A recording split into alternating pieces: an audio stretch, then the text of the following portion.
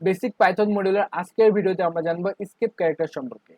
তো গত ভিডিওতে আমাদের যে সমস্যা হয়েছিল, প্রিন্টের মাঝখানে যখন আমরা দুটো ডাবল কোট ব্যবহার করতেছিলাম এবং ডাবল কোটের মাঝখানে আবারও ডাবল কোট ব্যবহারের প্রয়োজন হচ্ছিল, সেক্ষেত্রে কিন্তু আমরা করতে পারতেছিলাম না, কারণ এই ধরনের কাজগুলোকে আমাদের পাইথনের ভাষায় বলা হয় ইলিগেল। তো ইলিগেল কাজগুলোকে কিভাবে আমরা লিগেলে করতে পারি, সেই কাজটা করে হচ্ছে যে আমাদের স্কেপ ক্যারেক্টার। তো ধরুন আমরা যে করলাম যে প্রিন্ট হ্যালো আই, এবার আমার একটা সিঙ্গেল কোড দরকার, আমি আরামসে সিঙ্গেল কোড একটা ব্যবহার করতে পারি, আই অ্যাম মেহেদি। এটা আমাদের ক্ষেত্রে কোনো ইলিগেল ইস্যু দেবে না, সুন্দরভাবে প্রিন্ট হবে আই অ্যাম মেহেদি। কিন্তু যদি আমার এটা সিঙ্গেল কোড না হয়ে যদি আমাদের ডাবল কোড হতো, তাহলে কি আমাদের প্রোগ্রামটা ঠিকভাবে রান হতো? সে কিন্তু ঠিকভাবে রান হতো না, কারণ কি আমাদের ইন্টারপ্রিটারটা এবার চেক করতে হবে যে single quote single quote single quote single quote, সেই পর্যন্ত একটা সিঙ্গেল কোড যেহেতু পেয়ে গেছে, আবার একটা আরেকটা ডাবল কোড আছে। তো এই এদের মাঝখানে সে কি ভাবতো, পুরোটা একটা কি স্ট্রিং, কিন্তু এই পরবর্তী অংশটা কি সে বুঝতো না, এই কারণে সে আমাদের কি করতো, ইরর দিত। তো এই সমস্যা আমরা কিভাবে সমাধান করতে পারি? বিভিন্ন স্কেপ ক্যারেক্টার আছে যেগুলো ব্যবহার করে আমরা এই সমস্যাটি সমাধান করতে পারি। তো বিভিন্ন ধরনের স্ক্রিপ্ট ক্যারেক্টার আছে, তার মধ্যে বহুল ব্যবহৃত কয়েকটা হচ্ছে যে আপনি একটা ব্ল্যাক সাইজ দিবেন, তারপরে একটা কোটেশন যদি আপনি সিঙ্গেল কোড নিতে চান। যদি আপনি ডাবল কোডের প্রয়োজন হয় তাহলে আবারও ব্ল্যাক সাইজ দিবেন, একটা ডাবল কোড। যদি আপনার নতুন লাইন প্রিন্ট করা দরকার হয় তাহলে একটা সিঙ্গেল কোড দিবেন, তারপর একটা নিউ এন প্রিন্ট করবেন। যদি আপনার মাঝখানে ট্যাব, এইগুলো কি প্রত্যেকটা আমরা এখন দেখার চেষ্টা করি। তো ধরুন আমার একটা দরকার কি প্রিন্ট মাঝখানে হ্যালো আই অ্যাম মেহেদি। তো এই যে আমার দরকার কি আই এম এর পরে আমার একটা সিঙ্গেল কোড দরকার, সেক্ষেত্রে আমরা করতে পারি কি, একটা ব্ল্যাক সাইজ দেবো এবং একটা সিঙ্গেল কোড ব্যবহার করবো। তাহলে আমাদের এই প্রোগ্রামে কোনো ইরর দেবে না, খুব সুন্দরভাবে প্রিন্ট হবে আই এম মেহেদি। এখন আমার দরকার হলো না, আমি সিঙ্গেল কোড দেবো না, আমার দরকার হচ্ছে ডাবল কোড। সেক্ষেত্রে আমরা যদি একটা ব্ল্যাক সাইজ দিই, দেওয়ার পর যদি ডাবল কোড দিই, তাহলে আমাদের প্রোগ্রামটা আমাদের কোনো ইরর দেবে না। এটা গেলো দুইটা। এর পরবর্তী আপনারা কি করতে পারেন, ধরেন যে আমি লিখলাম যে প্রিন্ট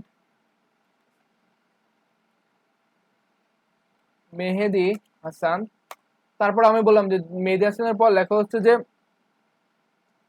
পাইথন লার্ন, এই পর্যন্ত লিখলাম। এবার যদি আমি চাইতেছিলাম যে আমার মেহেদি হাসানটা এক লাইনে আসুক আর পাইথন লার্নটা কি আসুক নতুন লাইনে, এবার যদি আমি একটা ক্লিক করি, তাহলে আমরা রান করার পর দেখবো যে মেহেদি হাসান পাইথন লার্ন, সে কি করলো, একই লাইনে দিল।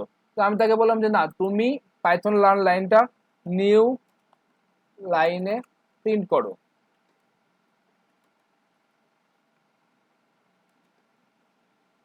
সে কি আমাদের নতুন লাইনে, আমি তাদেরকে বললাম যে তুমি মেহেদি হাসান নিউ লাইনে প্রিন্ট করো, সে কি আমাদের নতুন লাইনে প্রিন্ট করবে? হবে আছে না, সে পুরোটাকে আবার কি করবে, যে মেহেদি হাসান নিউ লাইনে প্রিন্ট করো। সেটাও তো আমাদের কন্ট্রাকশন, মানে আমাদের যে ইনস্ট্রাকশন, সেটা কি করলো না, মানলো না। তো আপনি যদি একই লাইনের ভিতরে কোনো কিছু নতুন লাইনে প্রিন্ট করতে চান, তাহলে সেই ক্ষেত্রে একটা স্ক্রিপ্ট রাইটার ব্যবহার করা হয়। সেটা হচ্ছে আপনি একটা ব্ল্যাক সাইজ দিবেন, তারপরে এন। যখনই ব্ল্যাক সাইজ এন দিবেন তখনই সে বুঝে নেবে কি মেহেদি হাসানের পর যে এন আছে, তারপরে যে বাকি অংশ আছে সে কোন লাইনে প্রিন্ট করো, নতুন একটি লাইনে প্রিন্ট করো। তো এবার যদি আমি প্রোগ্রামটি রান করি, তাহলে আমরা দেখতে পাচ্ছেন যে মেহেদি হাসান পাইথন লার্ন, দুইটা কি আলাদা লাইন আসছে। তো এবার ধরেন যে আমার একটা ট্যাব দেওয়ার প্রয়োজন হলো, ট্যাব বলতে নর্মালি চারটা স্পেস বোঝায়। তো আমি লিখলাম মাই নেম ইজ, আমি একবার চাইতেছিলাম যে চারটে স্পেস, এক দুই তিন, চারটে স্পেস দেওয়ার পরে হাসান প্রিন্ট হবে। এবার যদি আমাদের প্রোগ্রামটা রান করি, তাও দেখতে পাবো যে আমাদের Mehedi my name is dash Hasan. তো মাঝখানে কি হচ্ছে, আমাদের একটা স্কিপ করছে ট্যাব। কিন্তু আমি এভাবে চাইতেছিলাম না, আমি চাইতেছিলাম যে আমি একটা ওয়ার্ড লিখবো, মানে একটা স্ক্রিপ্ট ক্যারেক্টার ব্যবহার করবো যার মাধ্যমে একই হাতে হয়ে যাবে কাজটা। তো সেক্ষেত্রে আপনার চাইলে টি ব্যবহার করতে পারেন। তো টি ব্যবহারের ফলে কি হবে আপনার, এবার দেখেন মাই নেম ইজ একটা ট্যাব, তারপরে কি হাসান। তো আপনি এখানে কি ব্যবহার করতে পারেন, কোনো একটি যদি আপনার সিঙ্গেল কোডে ব্যবহার করতে হয়, সেক্ষেত্রে আপনি ব্ল্যাক স্ল্যাশ সিঙ্গেল কোড, যদি মাঝখানে ডাবল কোডের প্রয়োজন হয় তাহলে ব্ল্যাক স্ল্যাশ ডাবল কোড, যদি নতুন লাইনে দরকার হয় তাহলে ব্ল্যাক স্ল্যাশ এন। আবার যদি আপনার কোনো একটি ট্যাবের প্রয়োজন হয়, সেক্ষেত্রে আপনি করতে পারেন কি ব্ল্যাক স্ল্যাশ টি। আবারও আমরা কিছু ব্যবহার করতে পারি, এমন ধরেন যে আমার প্রয়োজন হলো আমি ব্ল্যাক স্ল্যাশে প্রিন্ট করব। এবার আমাদের প্রয়োজনটা কি, ব্ল্যাক স্ল্যাশে প্রিন্ট করা, সেক্ষেত্রে আমরা কি হতে পারি, প্রিন্ট ধরেন যে ডি ও ডাবল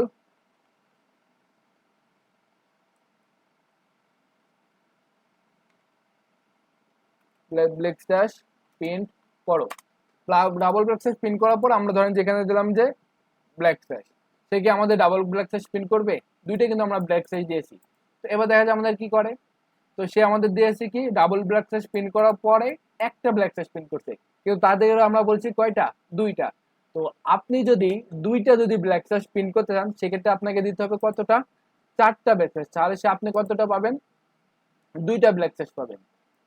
আবার আপনার ধরেন যে দরকার আছে তিনটা ব্ল্যাক স্ল্যাশ, তাহলে আপনি কয়টা পারবেন? ধরেন যে আমার দরকার তিনটা ব্ল্যাক স্ল্যাশ, যদি তিনটা দিই সেক্ষেত্রে আমাদের প্রোগ্রামটা কি করে আমরা দেখি। এই সেক্ষেত্রে আমাদের প্রোগ্রামটা একটা দুইটা ব্ল্যাক স্ল্যাশ দিতে, কিন্তু আমরা তো তাকে বললাম যে না তুমি দুইটা ব্ল্যাক স্ল্যাশ না চারটা ব্ল্যাক স্ল্যাশ দাও, এই তিনটা দাও, তাহলে কি তিনটা দিছে? না।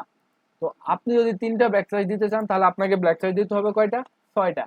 কারণ প্রতি দুইটা ব্ল্যাক স্ল্যাশ মিলে আমাদের কয়টা ব্ল্যাক স্ল্যাশ তৈরি হচ্ছে? একটি করে। এই দুইটা মিলে একটি, এই দুইটা মিলে একটি, এই দুইটা মিলে, তাহলে আমরা কয়টা পাবো? তিনটা ব্ল্যাক স্ল্যাশ। তো আশা করি আপনারা এই আমাদের যে স্ক্রিপ্ট ক্যারেক্টার গুলো আছে সেগুলো বুঝছেন। তো আপনারা এগুলো খুব সুন্দরভাবে প্র্যাকটিস করবেন।